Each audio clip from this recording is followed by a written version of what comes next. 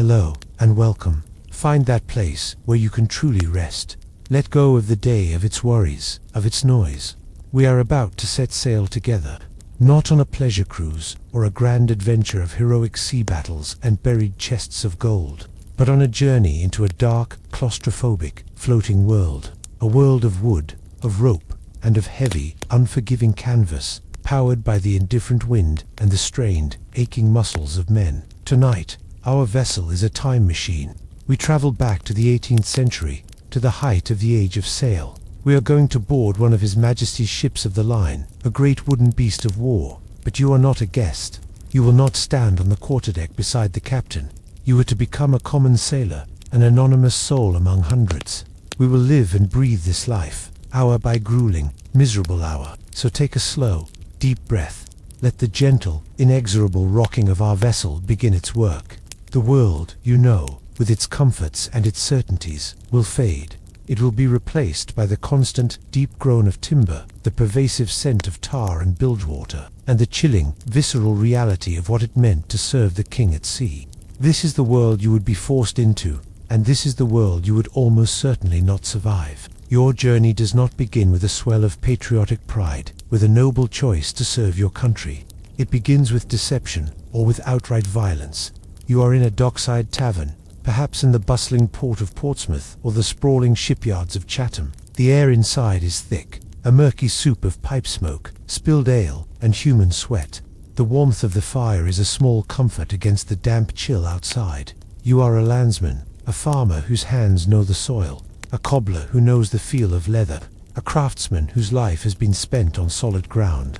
The sea is just a distant, grey expanse to you. Perhaps a man with a charming smile and a full purse has bought you a drink. He speaks of adventure, of prize money, of seeing the world. He offers you the king's shilling. If you accept it, you have just enlisted. You are now Navy property. More likely, however, your recruitment is far less subtle. The tavern door splinters open, slamming against the wall. A group of men storm in, their movements swift and purposeful. They are led by a naval lieutenant, his face grim and determined. They are the press gang. Their weapons are not muskets, but heavy wooden cudgels and sharpened cutlasses. There is no negotiation. There is no appeal. The king needs men. The great fleet, the wooden walls of England, is always hungry for fresh bodies, and you are meat for its grinder. The law, the Impressment Act, is on their side. The act states that any eligible seafaring man can be taken for service, but in the desperate reality of manning a global fleet, eligible becomes a very loose and convenient term. They need bodies, healthy, able bodies. Your protests that you are not a sailor are met with a short, brutal laugh, or a swift, jarring blow from a cudgel. The world explodes in a flash of pain. You are dragged, stunned and bleeding, from the warmth of the tavern into the cold, damp, foul-smelling night. You are not being arrested. You are being impressed. It is a legal fiction. It is kidnapping, sanctioned by the Crown, and it has just ended your life as you knew it. You are thrown into a rowing boat, a longboat, with a handful of others. A motley, miserable collection of stunned and bleeding men, a mix of seasoned sailors foolish enough to be caught ashore, and terrified landsmen like yourself. As the boat pulls away from the harbor, the oars dipping into the black, oily water, you see the familiar lights of your town recede, becoming small, distant stars in a world that is no longer yours. The ship looms out of the darkness. It is a behemoth, a floating mountain of wood, its masts and rigging a chaotic, skeletal forest against the night sky. It is a first-rate ship of the line, like HMS Victory. It is over 200 feet long, home to more than 800 souls. To an officer, it is a glorious instrument of power. To you, it is a terrifying, groaning monster. You are hauled unceremoniously up the side and thrown onto the deck. The first thing that hits you, before you can even register the sights, is the smell. It is an overwhelming physical assault on your senses. It is a complex and foul perfume, a layered stench that tells the story of the ship. First, the sharp, almost medicinal smell of Stockholm tar, used to waterproof everything. Then, the damp, musty smell of wet rope and canvas. Beneath that, the sour stomach-turning rot of the bilge water. The stagnant cesspool at the very bottom of the ship where all the filth of 800 men collects. Mix into this the smell of stale cooking grease, of livestock, goats and chickens kept for the officer's table, and, finally, the thick, cloying smell of hundreds of unwashed human bodies. This smell will be your constant companion. It will permeate your clothes, your hair, your skin, your food. You will never escape it. You are shoved below decks, down a steep ladder, into the gloom. And here, the true nature of your new reality begins to dawn. The ceiling is so low that you cannot stand up straight. You are forced into a permanent stoop. This is the gun deck. It is a crowded, chaotic, and dangerous forest of massive cannons, of thick, coiled ropes, of wooden sea chests, and of hammocks slung so close together they touch and sway in a single, great mass. This is where you will live. Hundreds of men. Here, an older sailor, his face a leather mask of wrinkles, shows you where to sling your hammock. You are given a number. That is your new name. You have less personal space than a man in his own coffin. 14 inches of width is your entire world. This cramped, dark, foul-smelling, and ceaselessly noisy space is now your home, your workplace, your dining room, and your prison. As you finally manage to climb into your swaying canvas cot, the ship gently rocking, the symphony of snores, coughs, quiet sobs, and nightmares all around you, you understand with chilling certainty. There is no escape. The land is a distant memory. There is only the ship and the deep, dark water that surrounds it. Sleep offers you no true respite, because it is always temporary, always fractured. Your new life is governed not by the sun and the moon, but by the relentless, monotonous toll of the ship's bell. Your life is now segmented into 4-hour blocks, a rhythm that will grind your body and mind into a state of perpetual exhaustion. The crew is divided into 2 watches, the larboard and starboard watches. You are assigned to one. For 4 hours, you are on duty, working on deck or aloft in the rigging. For the next 4 hours, you are off duty, free to eat, sleep, or mend your clothes. This cycle repeats, around the clock, day and night, week after week, month after month. This means you will never again experience the simple luxury of a full night's sleep. Your precious 4 hours off duty are a frantic scramble to take care of your basic needs. You find your messmates, you eat your meal. You might try to wash the salt from your face with a ration of fresh water, or stitch a tear in your only shirt. Then, if you are lucky, you might get 2 or 3 hours of deep leaden sleep before the boatswain's mate comes storming through the deck, shouting and banging on the hammocks, rousing you for your next watch. Even this small sliver of rest is not guaranteed. The cry, "all hands on deck," can come at any time. A sudden squall, an unexpected change in the wind, and every man, on watch or off, is required on deck immediately to handle the massive sails. You learn to sleep in your clothes. You learn to wake instantly, your mind groggy, but your body already moving. Fatigue becomes a permanent state of being. It sinks deep into your bones, a dull, heavy ache that never truly leaves you. You are no longer a man who works. You are a component of the ship, a living piece of the great, indifferent machine, and the machine never truly rests. What is this ceaseless work you are forced to do? Much of it is brutally physical, repetitive, and seemingly designed to break your spirit. One of the most hated and backbreaking of all tasks is holystoning the decks. At the beginning of your morning watch, you are summoned to the main deck. The deck is doused with buckets of seawater and covered in sand. Then you are given your tool, a large, heavy block of sandstone, weighing 20 or 30 pounds. The sailors call it the Bible, because you spend so much time on your knees with it. You kneel on the hard, wet, sandy wood. For hours, you grip the Bible, and you begin to push and pull it across the planking, scrubbing the wood with the abrasive sand. The motion is agonizing. It strains every muscle in your back. Your knees, pressed against the hard deck, are rubbed raw. The salt water stings the open sores. Your hands are scraped and bleeding. The purpose is twofold. It keeps the decks spotlessly clean, a point of pride for any captain. But more practically, it removes the slickness of sea spray and grease, providing a safe, non-slip footing for the sailors, especially during the chaos of battle. You do not think of this. You think only of the burning pain in your lower back, the fire in your knees, the grit under your fingernails. You work in a long line with other men, a silent, groaning chain gang, until the deck is scrubbed to a pale, almost white cleanliness. It is a Sisyphean task. The very next day, the salt and grime will return, and you will do it all again. Then there is the work aloft. The ship is powered by its sails, a vast expanse of heavy canvas controlled by a dizzyingly complex web of ropes and rigging. This rigging is your new workplace, and it is a place of constant, mortal danger. You learn to climb. You learn to trust your hands and feet on the thin, tarred rope ladders, the wrapped ends. You climb with the ship, learning to move with its long, slow roll, to become one with its motion. You climb high above the deck, 100, even 200 feet into the air. The ship below you becomes a toy. The men on its deck, ants. The view is extraordinary, a vast, empty, humbling expanse of ocean. But you have no time to appreciate the terrible beauty of it all. You are here to work. You are a top man. Your job is to furl and unfurl the massive sails. You inch your way out onto the yards, the long wooden spars that support the sails. You stand on a single foot rope, leaning over the yard, the churning, grey sea a dizzying distance below. The canvas is stiff, heavy, and unforgiving, especially when it is wet with rain or frozen stiff with ice.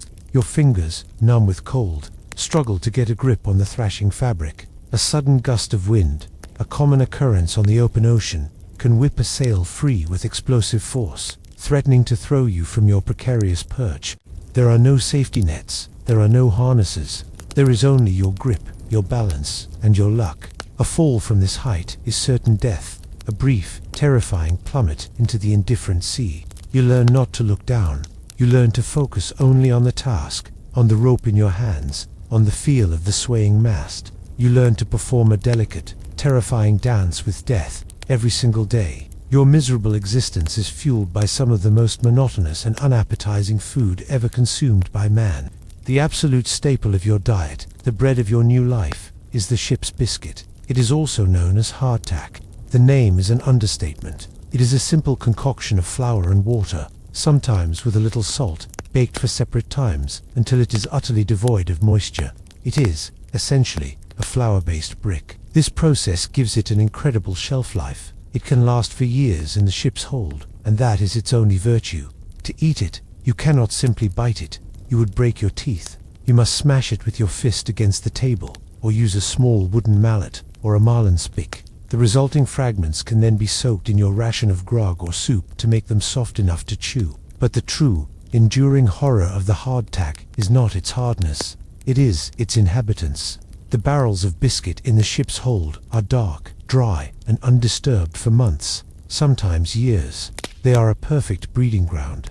When you crack open a piece of biscuit, you will almost certainly find it riddled with tunnels and crawling with life. The most common residents are weevils, small black beetles the sailors call bargemen. There might also be maggots. The old hands have a saying, "It is better to eat your biscuit in the dark." You learn the grim ritual. You take your piece of biscuit and you tap it firmly on the table. This is to dislodge some of the more active weevils. The ones that remain, burrowed deep inside, are simply accepted.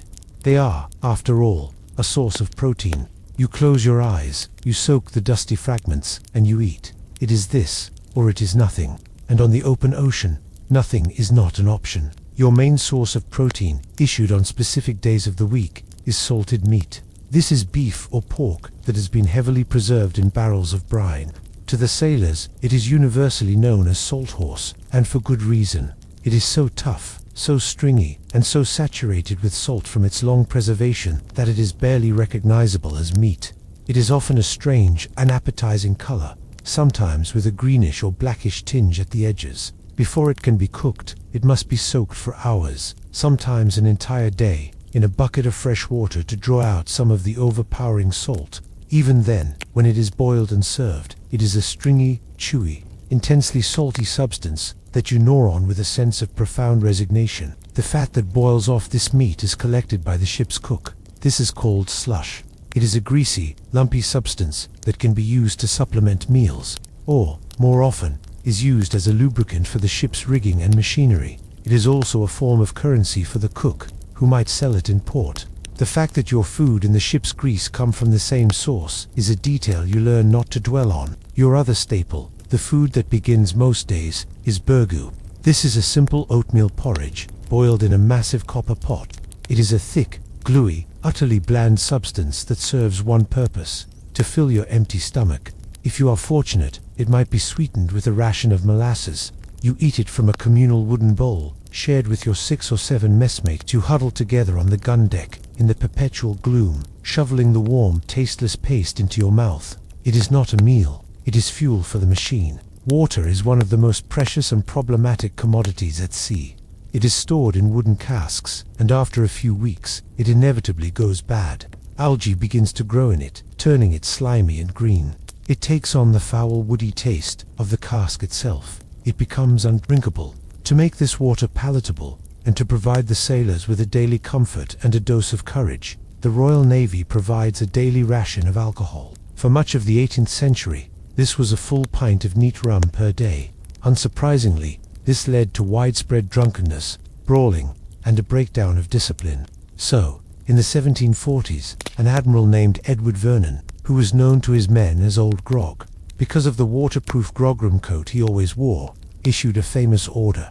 The rum was to be diluted with water, and so grog was born. Twice a day, at noon and again at 6 in the evening, the call-up spirits is heard. This is the moment every sailor waits for. You line up with your messmates, and the purser's mate carefully doles out your ration of grog. It is a mixture of rum and water, often with a ration of lemon or lime juice added. The sailors did not know it at the time, but this small addition of citrus was a medical miracle, staving off the deadliest disease of all. This daily ration is the absolute highlight of your day. It is a moment of warmth that spreads through your belly, a brief, dulling anesthetic against the cold, the fear, the boredom, and the ever-present misery of your existence. It is the one thing you genuinely look forward to. For many sailors, it becomes a crutch they can never again relinquish, the only thing that makes this life remotely bearable. Of all the myriad horrors you will face at sea, the most insidious, the most feared, is not a French cannonball, nor the fury of a hurricane. It is a disease born of absence, a slow and agonizing decay that comes from a lack of fresh food. It is scurvy. The sailors call it the red rot. After 6 to 8 weeks at sea, with your diet consisting of nothing but biscuit and salted meat, it begins. It does not start with a dramatic symptom. It starts with a profound and unshakable lethargy, a deep weariness that even your ration of grog cannot lift. Your muscles ache, your mind becomes dull and apathetic. You feel a deep, creeping depression settle over you. Then, the physical signs appear. You notice it first in your mouth. Your gums begin to swell.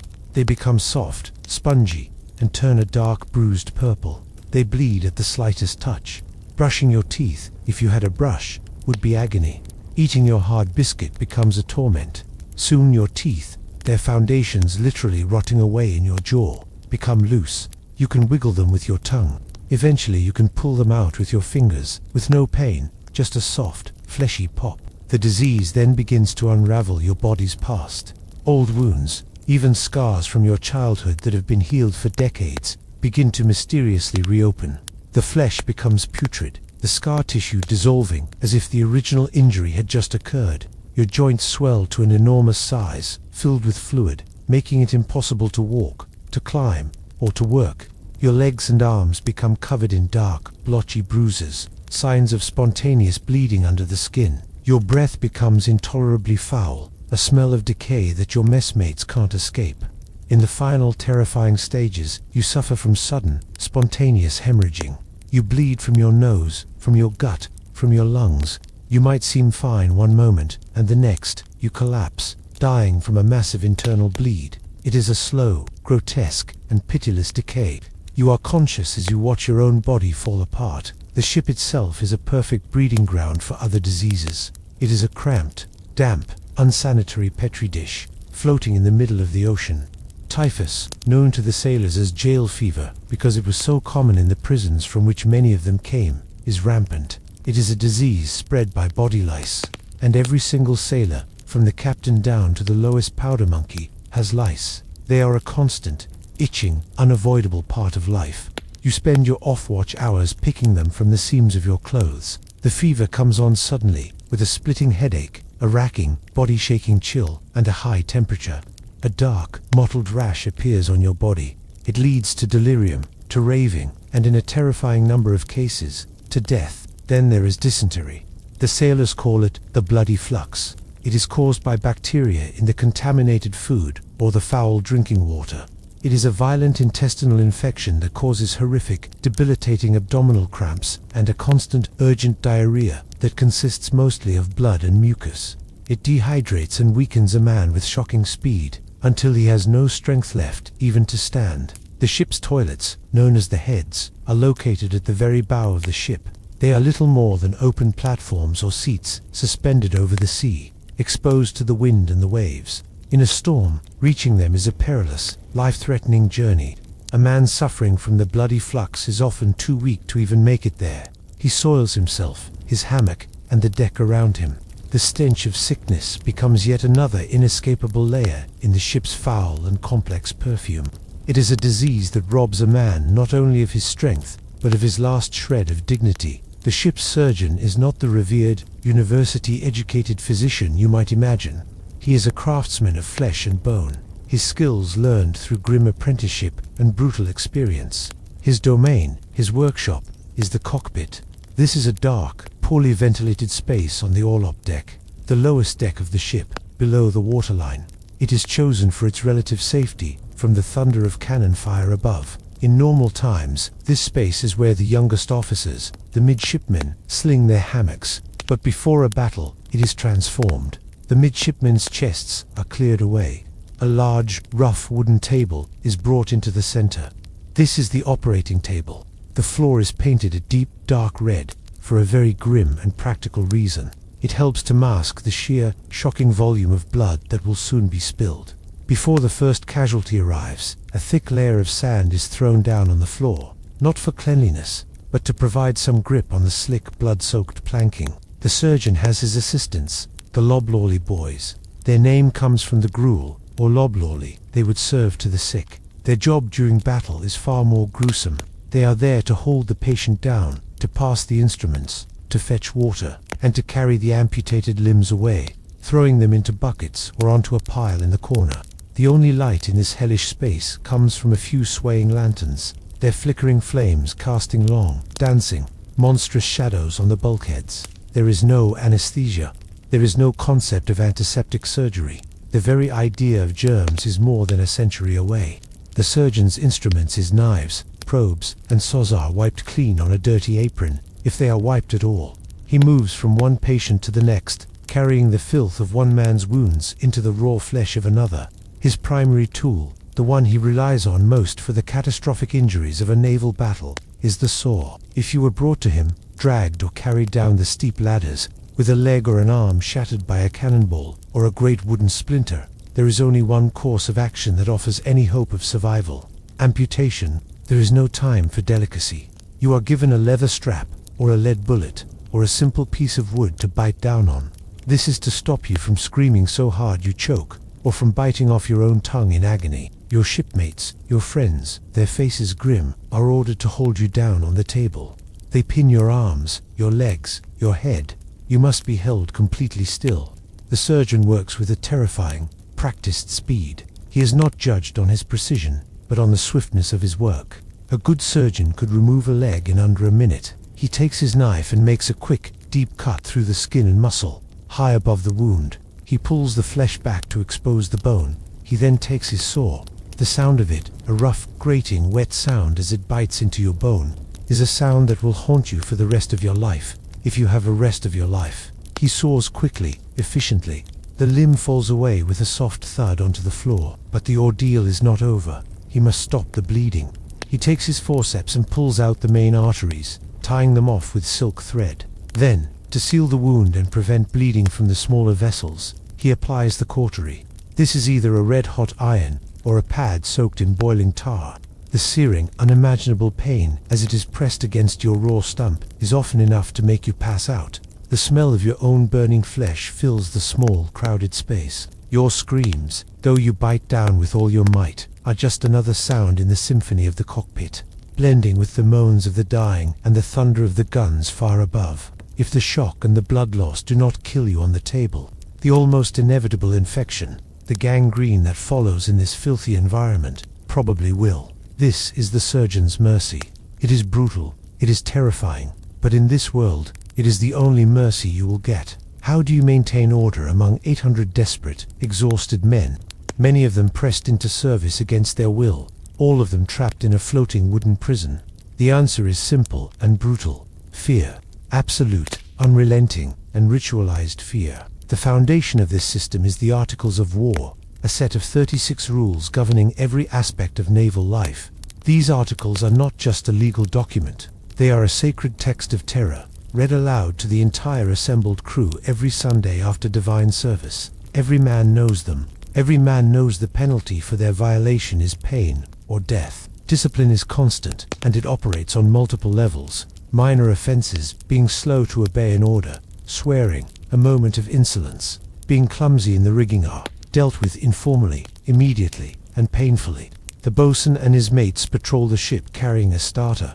This is a short, thick piece of tarred rope, knotted at the end. A minor infraction earns you a swift, stinging blow from the starter across your back or shoulders.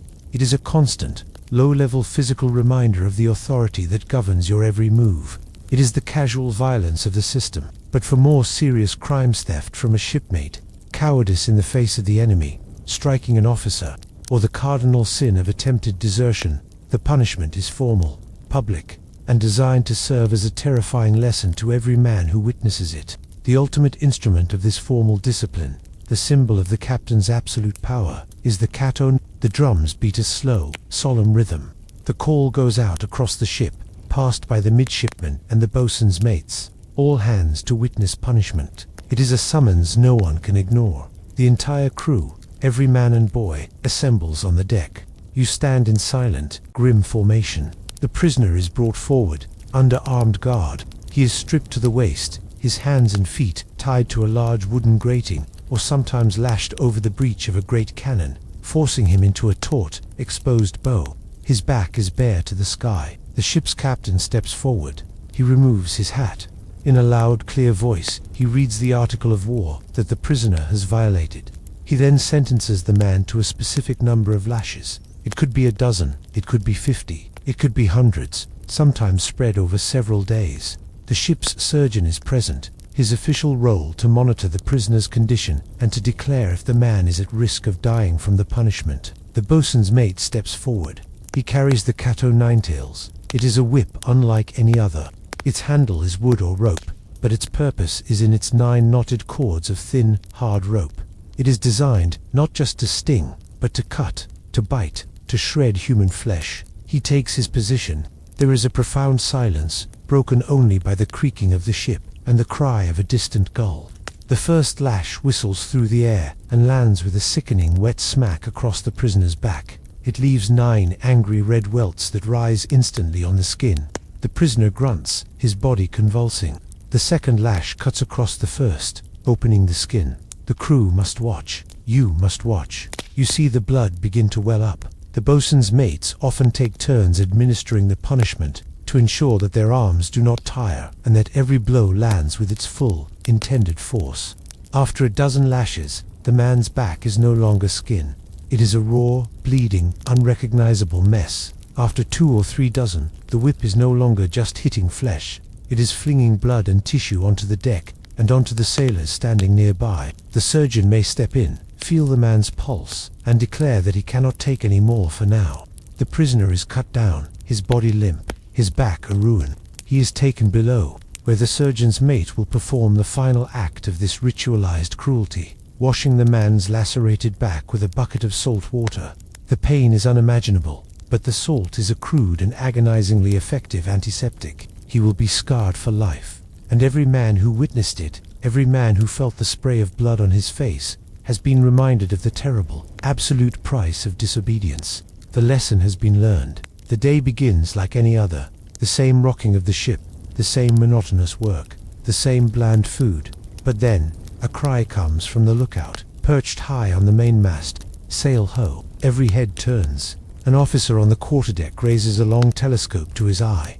A tense quiet falls over the ship. Is it a friendly merchantman, a neutral vessel, or is it the enemy? The captain takes the glass. He studies the distant ship's rigging, the cut of its sails, the flag it flies. Then he lowers the telescope. His voice is calm, but it carries a new, hard edge. It is a French frigate, an enemy. He gives the order. A new sound erupts through the ship, a sound that sends a jolt of adrenaline and fear through every man. The ship's drummers begin to beat a frantic, rhythmic, thunderous tattoo. It is the call to battle stations. It is the sound of beating to quarters. Instantly, the ship transforms. A controlled, practiced chaos erupts. Every man knows his station, his duty. The decks, usually cluttered with chests and coils of rope, are cleared. The thin wooden partitions that create the officers' cabins are knocked down and thrown overboard. The livestock is herded to the safest part of the ship, or simply slaughtered. The ship is stripped bare, its domestic life vanishing, becoming nothing but a great, floating weapon. The gun crews run to their stations. You are part of one such crew, serving a massive 32-pounder cannon on the main gun deck. You work with a team of 6 to 12 men. The decks are wetted down with seawater to prevent fires from stray sparks. And then a thick layer of sand is thrown down, to provide grip and to begin soaking up the blood that is about to be spilled. You and your crewmates become a single, well-oiled human machine, moving with a grim, focused efficiency.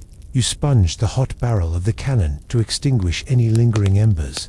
You load the powder, a cartridge of black powder sewn into a flannel bag. You ram home the heavy, round, 32-pound iron cannonball.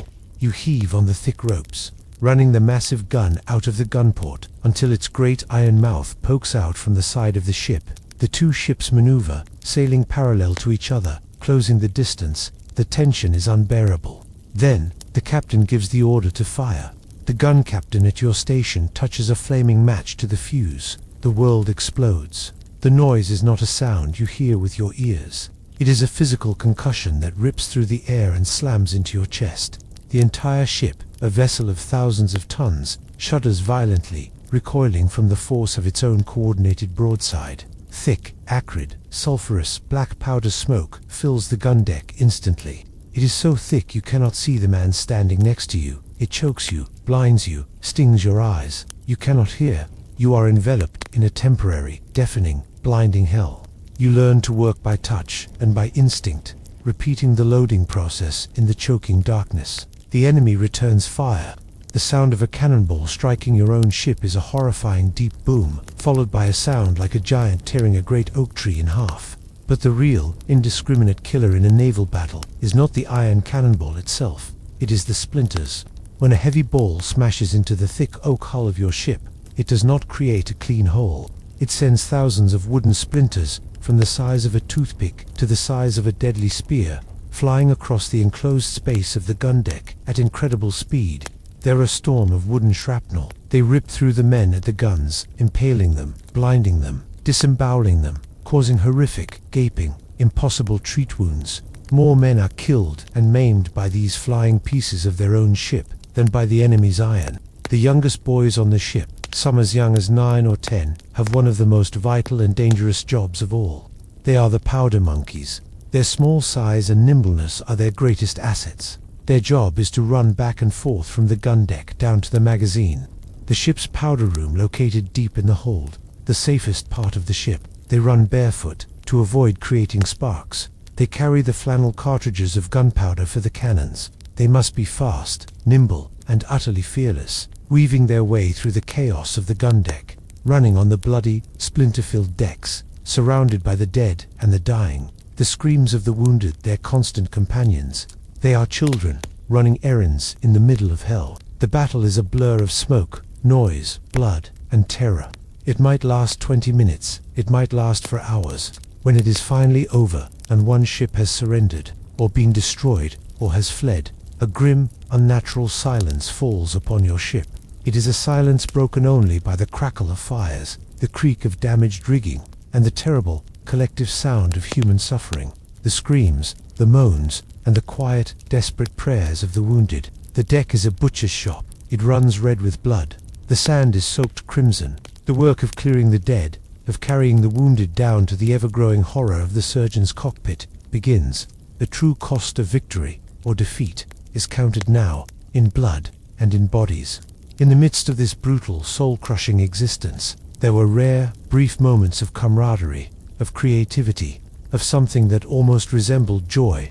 Life was not just misery. It was punctuated by small, essential comforts, and one of the most important was music. Work was often accompanied by singing. Sea shanties were not just for entertainment, they were a vital tool. They were work songs, they're powerful, simple rhythms helping to coordinate the crew in tasks that required synchronized effort, like weighing the heavy anchor or hoisting the massive yards. A lead shantyman, a sailor with a strong voice and a quick wit, would stand and sing a line, a call, and the rest of the men, heaving on a rope or pushing on the capstan bars, would roar back the chorus, a response. The rhythm of the song united their individual strengths into a single, powerful force. It was a moment of unity, of shared purpose. For a few minutes, you were not just an individual suffering alone. You were part of a team, your voice blending with the voices of your shipmates, making the unbearable labor just a little more bearable. It was a sound that turned a group of men into a crew. In your precious, fleeting off-watch hours, when you were not mending your clothes or collapsing from exhaustion, you might practice the unique folk art of the sailor, scrimshaw. You would take a piece of whalebone, or, more prized, a large tooth from a sperm whale, perhaps acquired in trade from a whaling ship or as part of a prize share. With a simple tool, often just the sharpened point of your knife, you would painstakingly carve intricate designs into the polished, bone-white surface. The work required immense patience and a steady hand, qualities learned from the endless, repetitive tasks of the ship. You would carve what you knew and what you missed, pictures of the very ship you were trapped on, of famous naval battles, of mermaids and sea monsters from sailors' lore. Or you might carve what you longed for, a picture of your sweetheart back home, the name of your village, a cottage with smoke rising from its chimney. When the carving was done, you would rub dark pigment soot from a lantern, or tobacco juice, into the fine scratches to make the design stand out in stark black relief. It was a way to create a small, personal piece of beauty in a world defined by ugliness and brutality.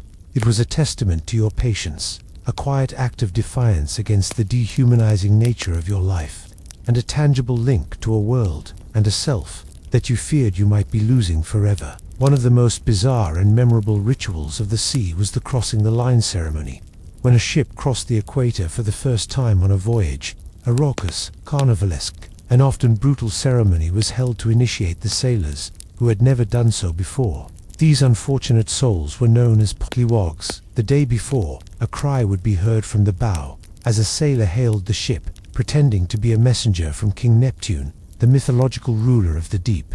He would announce that the king himself would be boarding the ship the next day to greet his new subjects. The following day, a veteran sailor, often the one with the bushiest beard and the most commanding presence, would be dressed as King Neptune. He would wear a crown of rope and seaweed and carry a trident fashioned from a harpoon or a boat hook. Other veteran sailors, now known as shellbacks, would dress as his queen, his court, and his bears, their bodies often covered in tar and grease. The polywogs, you among them, would be brought before Neptune's court.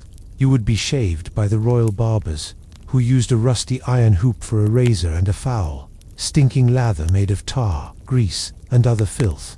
Then you would be examined by the royal doctor, who would give you a pill, a disgusting concoction of unmentionable ingredients to swallow. Finally, you would be dunked backwards into a large tub of seawater, or baptized, to wash away your landlubber past. It was a rough, humiliating, and sometimes dangerous form of institutionalized hazing, but it was also a vital rite of passage. Once you endured it, you were no longer a polywog, you were a shellback, a true veteran of the sea. You had earned your place in the brotherhood of those who had traveled to the other side of the world. Your wages for this life of hardship and terror are meager. An able seaman, a skilled veteran, might earn 24 shillings a month. An ordinary seaman, like yourself, earns less, perhaps 19 shillings. A landsman, even less. But you do not see this money.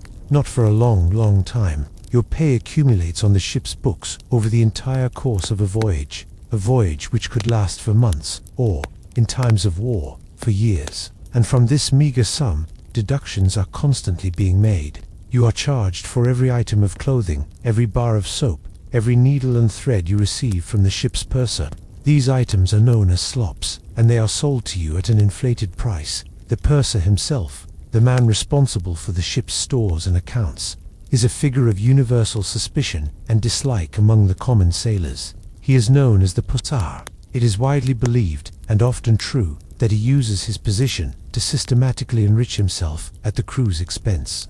He might give out short rations, claiming a pound of biscuit is only 12 or 14 ounces. He might condemn good food as spoiled, so he can sell it himself in port. The sailors say that the purser's thumb, pressed down on the scales, weighs more than any truth. You are trapped in a system designed to keep you poor.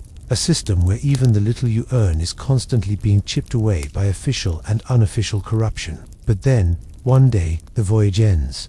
Your ship finally makes port, perhaps back in England, or in a colonial outpost like Jamaica or Gibraltar. After months, or even years at sea, you are finally given shore leave, or liberty, and you are paid a lump sum, the accumulated wages of your long and miserable service. With a pocketful of money for the first time in memory, you step onto solid ground, and the world feels strange, unsteady. You are a man who has been starved of every single earthly pleasure. You have been living in a grey world of work and pain, and now you have stepped into a world of vibrant color, of female company, of unlimited alcohol, and of real, fresh food. And the predators are waiting for you. The dockside area of any port is a district specifically designed to separate sailors from their money as quickly as possible. It is a gauntlet of taverns, brothels, gambling dens, and lodging houses run by people the sailors call land sharks. You are welcomed like a king. The tavern keeper gives you credit. The women are friendly. The food is rich and plentiful. You drink to forget the floggings, to forget the battles, to forget the friends you lost to disease or to the sea. You drink to feel alive again. The money you spent years of your life earning, the money you suffered for, can disappear in a matter of days, in a dizzying, delirious blur of cheap alcohol, fleeting pleasure, and bad decisions. You were cheated in card games, robbed by prostitutes, sold watered-down liquor at inflated prices. You might wake up in a filthy alleyway, your pockets empty, with a splitting headache and a profound sense of shame. Many sailors, after a week of liberty, find themselves utterly penniless, with nowhere to go and no means of support. And so, they do the only thing they can. They sign back on for another voyage, accepting the king's shilling to get an advance on their pay. Or, more often, they are found drunk and insensible in a gutter, and are simply scooped up by another press gang, who are always looking for experienced seamen. The wooden world, the floating prison which you so desperately wanted to escape, welcomes you back with open arms. The great, terrible cycle begins again. But let us imagine, for a moment, that you are one of the lucky ones. You survive. You endure the press gang, the storms, the scurvy, the fever, the lash, and the cannon's roar. You manage to hold on to your pay and your prize money. You resist the temptations of the port, and you finally, truly, leave the sea for good. You return to your village, a survivor. But you do not return unchanged. You are a ghost of the man who left. Your body is a physical map of your journey, a testament to the price of your survival. Your back is a cross-hatched landscape of scars, the thin white lines from the bosun's starter, or perhaps the deeper, wider, permanent grooves of the cat-o'-nut tails. Your hands are permanently stained a deep brown from the years of handling tarred ropes. Your knuckles thick and gnarled, your fingernails broken. You may be missing fingers, lost to a slamming gun port or a tangle of rope. Your hearing is poor, a constant ringing in your ears, the only legacy of the thunderous broadsides. Your skin is like leather, weathered by years of sun, wind, and salt spray. You walk with a strange, rolling gait, your body so accustomed to the shifting deck of a ship that you are perpetually unsteady on solid, unmoving land. You have lost teeth to scurvy, and your body aches in ways you can no longer explain. A deep, resonant ache in your bones that worsens with every change in the weather. You are a young man, but you have the broken body of an old one. The physical scars, as grim as they are nothing compared to the ones you carry within. You have seen things that a man should not have to see. You have seen your friends, the men you shared a hammock and a ration of grog with, torn apart by wooden splinters, ravaged by grotesque diseases, brutalized into submission by the lash. You have lived in a state of constant low-level fear and grinding exhaustion for years on end. The silence of the land is deafening to you. It is unsettling. You are used to the constant symphony of the ship, the deep creaking of the timbers, the shouting of orders, the whistle of the wind in the rigging, the rhythmic crash of waves against the hull. The profound quiet of a country field at night feels wrong, unnatural. It makes you anxious. You find it hard to sleep in a stationary bed that does not rock you with the motion of the sea. You are haunted. You see the faces of the dead in your dreams. You hear the phantom screams of the wounded from the cockpit. The thunder of the guns echoes in your memory. You startle at loud noises. You have returned to the world of the living, but a fundamental part of you is forever adrift on that dark, violent, lonely sea. You cannot explain this to your family, to your old friends. They look at you, and they see a stranger. You look at them, and you see people who can never, ever understand. And now, our own long, dark voyage is coming to its end. Gently, bring your awareness back from that wooden world, back from the 18th century, back to the safety, the warmth, and the profound quiet of your own room. Feel the softness of the surface that supports you. Notice the stillness of the air around you. The world of the 18th century sailor was a microcosm of organized brutality, a floating factory of war and misery that was utterly essential to the building of a global empire. The lives of men like you were the fuel it consumed. Their hardships, their daily reality, are almost impossible for us to truly comprehend. So as you prepare to drift into your own peaceful, untroubled sleep, listen to the silence. It is a luxury they never knew, a gift beyond price. Let the absence of the ship's groan, the lack of the lash's whistle, the stillness of the ground beneath you be a source of deep and profound comfort. The horrors of their world have faded. The ghosts of that wooden world have receded back into the mists of history. All that is left for you now is the gentle, easy rhythm of your own breathing, and the deep, abiding peace of a safe and quiet harbor. Sleep well.